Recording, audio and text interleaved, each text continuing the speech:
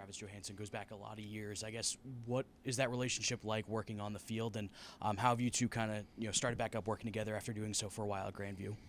Yeah, it's been fun to reunite with him. There's no doubt about that, and of course we've stayed in touch over the years. And unfortunately, we had to meet as head coaches this past year twice in the regular season and the playoffs. So, but it's a relationship that goes back a long time, and just there's a lot of mutual respect there. And when he reached out to me about this opportunity, I didn't hesitate just because of my belief in him and of course just the loyalty I have to him. And yeah, friendship's a part of it, but there's also a side of it that I just really respect.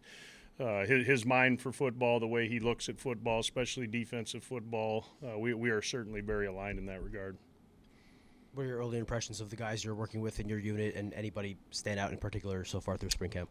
Yeah, I mean, it's a youthful group with one old guy. It's been a lot of fun, and they've been coachable. They're eager, they're willing, and I couldn't be more excited about the future of our position group right now. Again, just a bunch of kids that are they want to be coached. They want to be coached hard, and and that's what we're doing right now. Just really challenging them every day, and because it's a new defense really for everybody, and obviously Travis has had some tweaks that he's made since he and I have been apart, so there's been a little bit of a learning curve with me with that, and these guys have been real patient with that, and I'm excited about this group. Like I said, it's a youthful group, and one that I think everybody can be real excited about. How do you feel you and Coach Carter have been working together with the defensive line?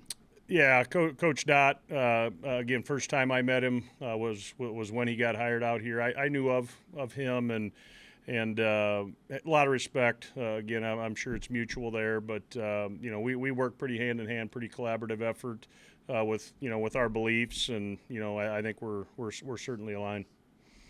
Coach, first time at the Big Ten level. What is different about what you're coaching like, and of course a smaller position group?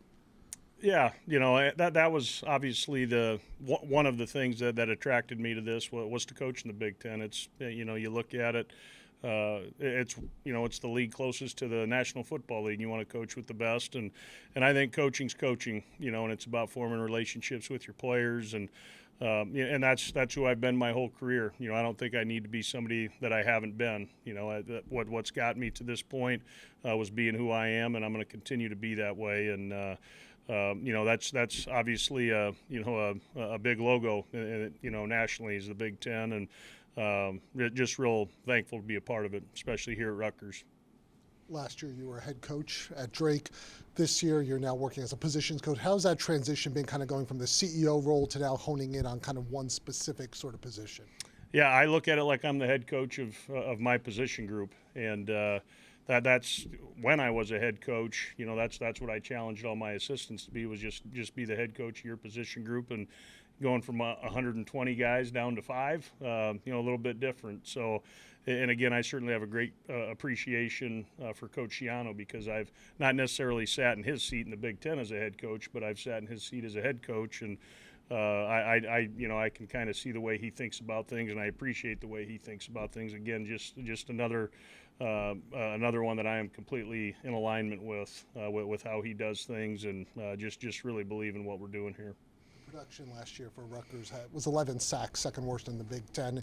Your unit last year had 30 sacks at Drake. Well, what's your philosophy of coming off the edge in the pass rush? Yeah, obviously those are all, I think sacks are just a byproduct of playing team defense, and sometimes sacks can be misleading a little bit. That's not to say that we don't want them, but hurries, things like that, speeding up the quarterback's process, I think all those things go into effect. We're just trying to play good defense, get off the field. I don't really look too much into those numbers. We're just trying to play winning football. Time for 2 more. Whitey Collier is a bit young for his age, but he's been here for a year and developed physically. Do you have a sense of whether he's at a point where he can maybe play the game this year, or is he still kind of working? Yeah, I think it's day by day right now. Of course, Deke's extremely talented. I don't think that's a secret to anybody with his length and his athleticism. And I just see a kid that just continues to improve and get better each and every day and wants to get better. And he asks questions. He asks the right questions. He's a sharp young guy, and I'm excited about his future. Final question. I know he won't be here until later on in the summer, but Sean Allison, a guy who played for you, you've raved about him a lot as a leader and as a player. I guess what makes him so special in that regard, and why was it important to bring him into this program? Yeah, just the history I have with him. I know it's not a real long history. I was at Drake about 14 months, but he was just one of those guys from the very beginning. That kind of took that leadership role, helped me out in that transition phase from going from where I was at to Drake, and I always appreciated that about him. He's just a natural born leader. People tend to follow him, and he certainly was a big reason for our success at Drake amongst many of the other guys. But obviously he's got pretty decorated, with small American awards and things like that. But he's well aware of this. This is obviously a step up in competition. He's got to come here and be ready to roll when he gets here this summer. Thanks, Coach. All right, thanks guys. Good to see everybody. Good to meet everybody.